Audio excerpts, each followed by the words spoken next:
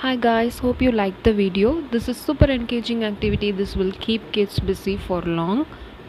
Here I used this activity for identification of capital letters and small letters.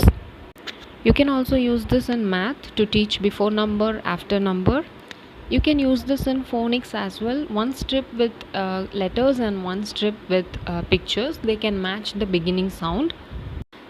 This activity can be used in many ways. Do please try with your kids.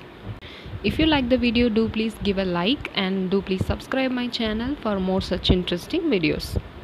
I'm there in Instagram in the name Homeschooling with Ajju. You can follow me there for more information. Thanks for watching.